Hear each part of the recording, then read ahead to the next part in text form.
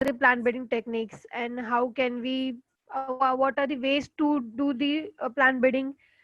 तो plant breeding करने के बेनिफिट्स क्या है, क्यों हम लोग प्लांट ब्रीडिंग करते हैं, जो कि क्रॉप का इल्ड बढ़ाने के लिए, क्वालिटी बढ़ाने के लिए, प्लांट्स को रेजिस्टेंट करने के लिए पैथोजेंस को, इंक्रीज करते हैं टॉलरेंस टू इंसेक्ट पेस्ट और एनवायरमेंटल स्ट्रेस से बचने के लिए। तो हम लोगों ने टेक्निक्स देखी थे प्लांट ब्रीडिंग के, हाइब्रिडाइजेशन और म्यूटेशन ब्रीडिंग। हाइब्रिडाइजेशन में देखा था कलेक्शन वेरिएबिलिटी, इवेल्युएशन से पहले हम जो भी जीन्स चाहिए वो पहले कलेक्ट करेंगे, फिर इवेल्युएशन करेंगे प्लांट्स का। हाँ, आज हम today will see about the poultry farm management.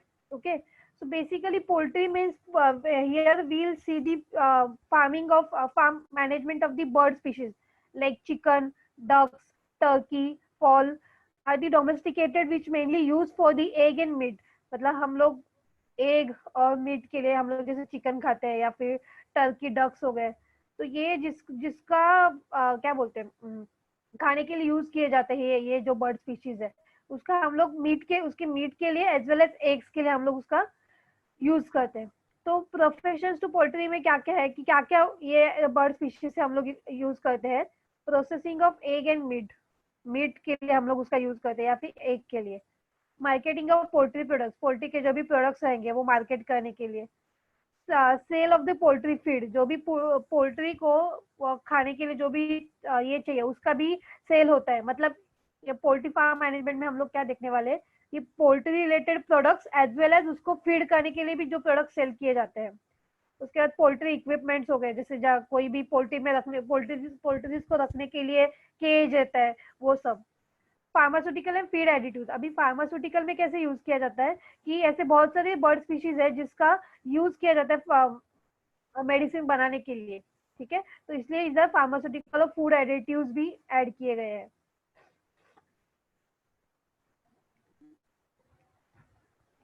हाँ, तो अभी अब एक पोल्ट्री स्पीशीज में बहुत सारे टाइप्स रहते हैं, जैसे कि उसका ओरिजिन क्या है और पोल्ट्री के ब्रीड कौन से है। तो on the basis of this origin and breed we have classified this poultry into 5 types.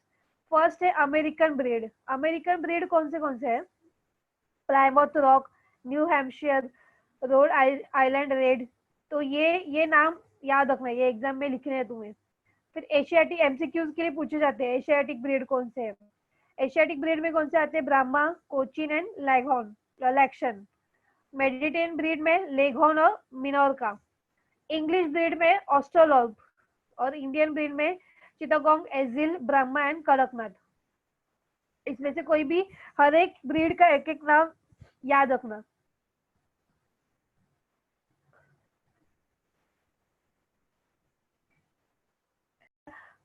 Viral disease में जैसे रानीखेत हो गया, ब्रोंकाइटिस हो गया।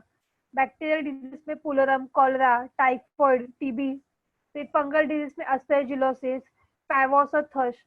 पैरासाइटिक डिजीज में लाइस इन्फेक्शन, लाइस इन्फेक्शन मतलब उनके जो हेयर्स है उसमें लाइस होने के चांसेस होते हैं। राउंड वर्म, किकल वर्म इन्फेक्शन। प्रोटोजोआ डिजीज में कोकियाडिसिस, प्रोटोजोआ डिजीज।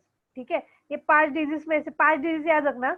एमसीक्यू में आएगा viral disease of poultry, poultry को कौन सा वायरल डिजीज होता है, तो इसमें से कोई तो एक लिख सकते हो आप। ठीक है, हाँ हाँ। So for successful beekeeping, one must be familiar with the habits of bees, selection of suitable location, catching and hiving of swarms, management of hives during different season, handling and collection of honey, bee, wax, and other products. Okay. So what we have seen in apiculture basically, in apiculture, uh, apiculture beekeeping deals with the artificial rearing of bees to obtain bee products like honey, wax, pollen, bee venom, propolis, royal jelly, as well as pollinating agent for crop plants. We have seen the 4 types of honeybees like Apis dorsata, Apis florea, Apis mellifera, Apis indica.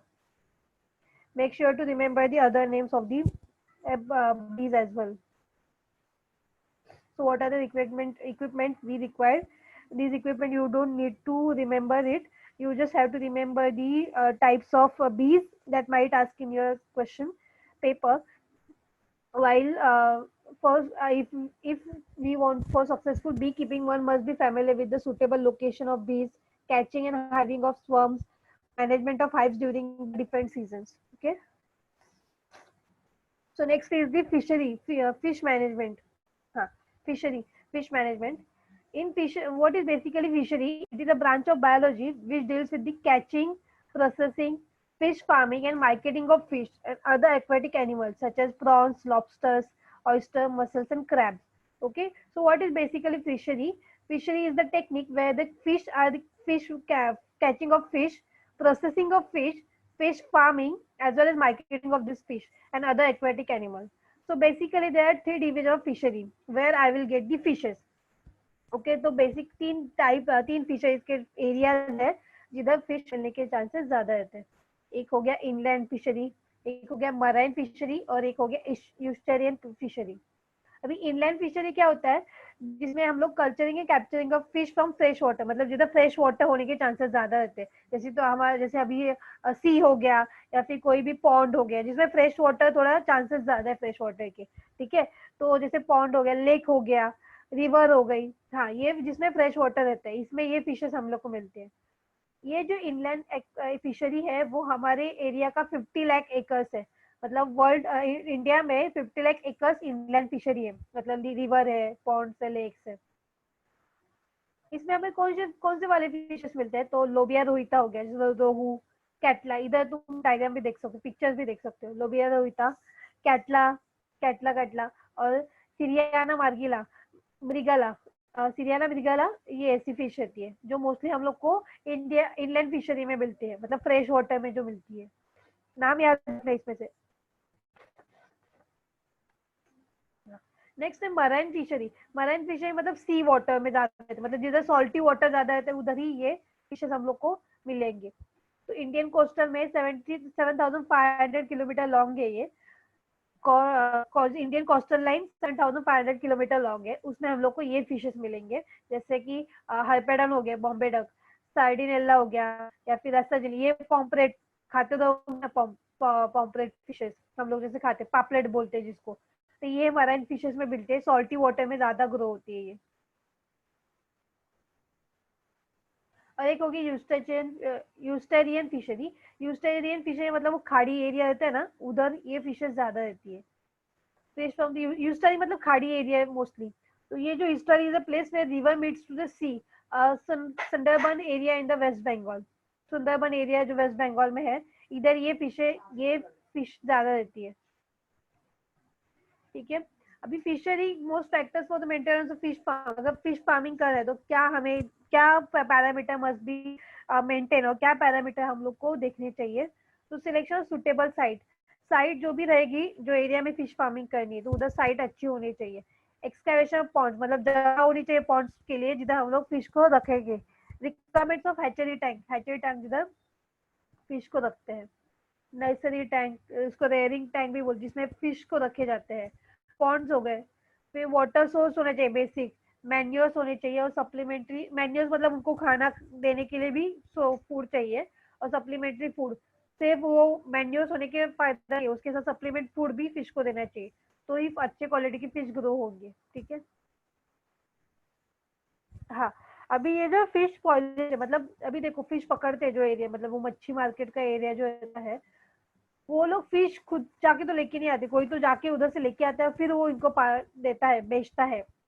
तो ये जो fish spoilage है is prevented. मतलब fish spoilage मतलब अभी एक, मैं suppose कोई तो एक एक्स पर्सन है, उसने सी से वो फिश लाई, ठीक है, अभी वो मार्केट में भेजेगा, तब तक वो फिश खराब ना हो इसलिए क्या करेंगे, डिफरेंट प्रिजर्वेशन मेथड करेंगे. जैसे कि चिलिंग, उसको ठंडा रखेंगे. फ्रीज में बर्फ में रख के उसको फ्रीज कर देंगे, या फिर फ्रीज ड्राइंग कर सकते हैं. अभी वो सूखे फिश भी आते हैं, तो वो क्या टाइप में आते हैं, सन ड्राइंग करते हैं उसमें. ठीक है, और स्मोक ड्राइंग भी करते हैं. Salting is the best method of preservation. Mostly salting और फ्रीजिंग ज्यादा करते हैं. तो इससे क्या होता है कि जो भी फिश है वो खराब नहीं होती. ठीक है, और उसका बाद में कैनिंग करते हैं. अभी ये फिश का सिर्फ हम लोग फिश खाने के लिए यूज कर सकते हैं क्या, तो नहीं. तो जैसे कि फिश के अलग अलग बाय प्रोडक्ट्स भी है, जैसे फिश ऑयल हो गया, फिश मिल हो गया, फर्टिलाइजर्स के लिए भी फिश यूज किए जाते हैं। फिश ग्लू हो गया, फिश का ग्लू आता है, फिश ग्लू बोलते हैं जिसको। आइसिंग ग्लासेस, ये आइसिंग ग्लास आता है ना, वो भी फिश से ही बने हुए रहते हैं। अभी ये जो जैसे फिश ऑयल हो गया, फिश मिल, फिश ऑयल मोस्टली यूज किए जाते हैं। मेडिसिन में भी फिश ऑयल ज्यादा यूज किया जाता है। फिर जो पेंट हम लोग घर को जो पेंट मारते हैं उसमें भी फिश ऑयल यूज करते हैं। सोप में रहता है, ऑयल्स में और मेडिसिन में भी रहता है। प्रॉन्स और lobsters are market value all over the world. Prawns और लॉबस्टर तो पूरे वर्ल्ड में खाते हैं, तो इसका मार्केट वैल्यू ज्यादा है। ये मार्केट में सबसे ज्यादा बेची जाने वाली फिश है। उसके बाद, हेलो, हाँ, फिशरी समझ लगा, क्या डाउट है? नहीं। So the next is the sericulture. Sericulture, it is a branch of applied zoology which deals with the rearing of silkworm and production of silk. Means what? Sericulture, जिसमें क्या किया जाता है, हम लोग सिल्कवर्म्स रहते हैं, उससे सिल्क प्रोडक्शन के लिए यूज किया जाता है। देखो अभी ये तुम्हारे बुक में से ही मैंने लिया है। इसमें देखो, जो कि लीफ है, वो लीफ पे एग्स रहते हैं पहला। एग का कन्वर्जन हो जाता है वर्म में। ये जो दिख रहा है डॉर्सल हॉर्न, उसके पार्ट्स भी बताए हुए हैं। ये वर्म अपने हेड, जब एग ले करता है तो अपने सराउंडिंग में कुकून जनरेट कर, कुकून देखो इसका, एक कुकून में रहता है वो। उसके बाद वो बटरफ्लाई में कन्वर्ट हो जाता है। ठीक है, अभी देखो इसके आगे जो है, हाँ देखो,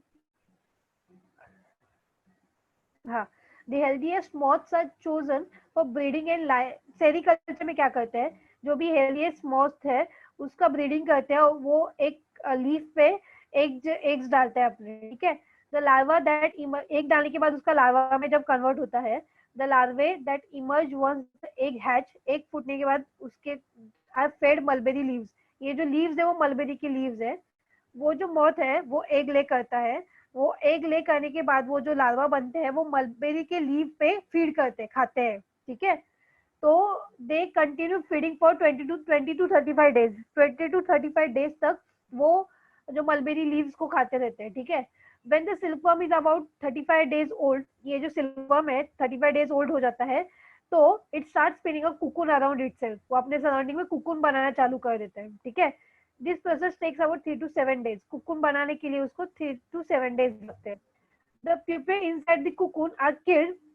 वो कुकून जो बनता है उसको बाद में गर्म पानी में डाला जाता है। उसके बाद क्या होता है, वो कुकून अंदर जो एग थे ना, जो डेवलप हो रहे थे अपना सराउंडिंग में कुकून बना रहे थे, वो मर जाते हैं in hot water which kills the worm as well as loosen the filament, और वो कुकून को लूज कर देते हैं। तो ये देखो, ये जो विल पे वो सिल्क को डाला जाता है, उसके बाद वो रोटेट होता है, ऐसे वो ग्रो होता है, मतलब ऐसे हम लोग सिल्क निकालते हैं उससे। Single filament are washed and dried and twisted to form yarn. The texture of the fabric depends on the manner of twisting. मतलब ये तो आगे का कैसे वो सिल्क का यूज किया जाता है वो है, बट सिल्क समझा कैसे निकालते हैं। पहला जो मॉथ है वो अपना एग ले करेगा एक लीव्स पे। उसके बाद वो मॉथ का जब लार्वे बनते हैं, ये एग के जब लार्वे बनते हैं, वो क्या करते हैं, मलबेरी लीव्स को खाते हैं। कितने दिन तक? 20 to 35 डेज तक।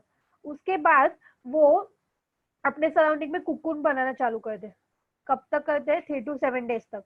तो एक बार कुकून बन गया तो हम लोग को वो कुकून लेंगे और गर्म पानी में डाल देंगे, तो उसके अंदर जो भी लार्वा रहेगा वो मर जाएगा, और हम लोग को कुकून मिलेगा, और वो कुकून की जो फिलामेंट है वो भी लूज हो जाएगी, तो हम लोग उसको यूज कर सकते हैं। समझा सिल्क सेरिकल्चर? ठीक है, तो ये जो सेरिकल्चर है वो development and looking after the silk worm involve skill and labour for constant watch. Sericulture जो टेक्निक है उसमें ज्यादा हम लोग को ध्यान देना पड़ता है। क्यों? क्योंकि इसमें स्किल्स चाहिए। वो जो कुकुन को प्रॉपरली 3 to 5 डेज के बाद उसको प्रॉपर उठा के हॉट वाटर में रखने तक वो खराब नहीं होना चाहिए, फॉर कांस्टेंट वॉच। और at the same time 3 to 5 days तक उसको कोई डिजीज ना हो, वो लार्वा को, या फिर वो कुकुन खराब ना हो, उसका प्रॉपर हम लोग को देखना पड़ेगा।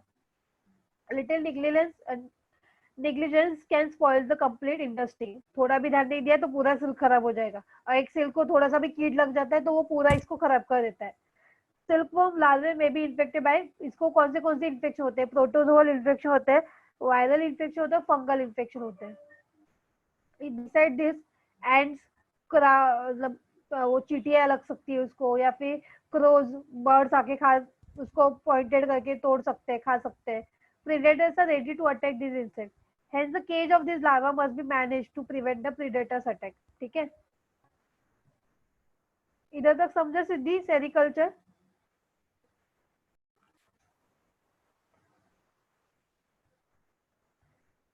The last is the lac culture.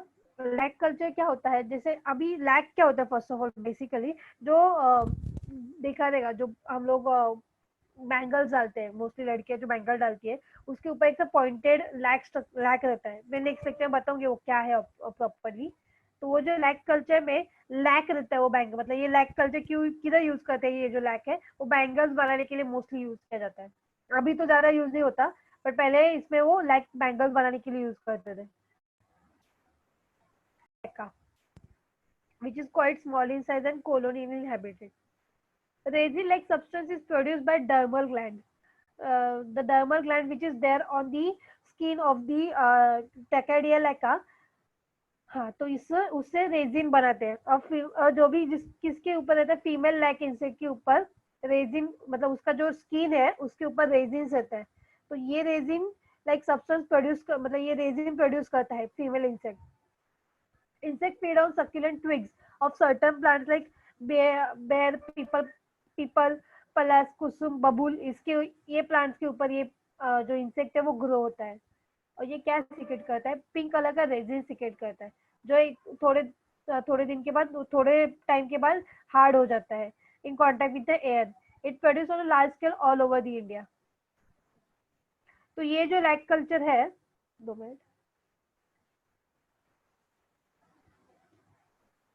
हाँ, तो ये स्क्रीन दिख रही है. हाँ.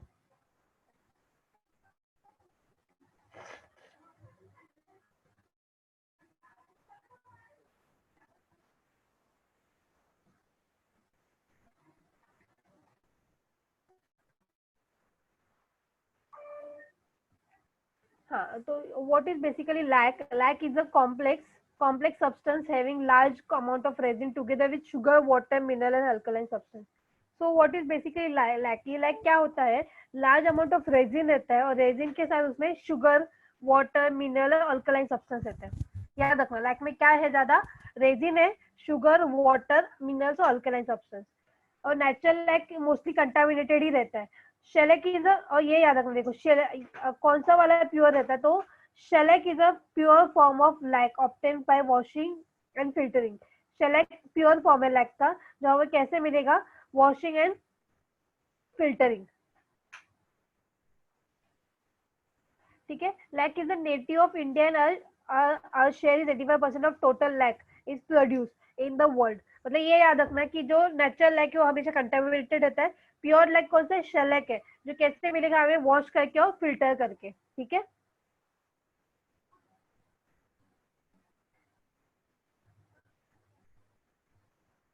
हाँ, products of lac play vital role in the economy. Lac से हमें क्या क्या मिलता है, ये मैंने बताया था कि बैंगल्स मोस्टली यूज किए जाते हैं, टॉयज में यूज किए जाते हैं, वुड वर्क में यूज किए जाते हैं, इंक में, मिरर्स में मोस्टली लैक ज्यादा यूज होता है. ठीक है.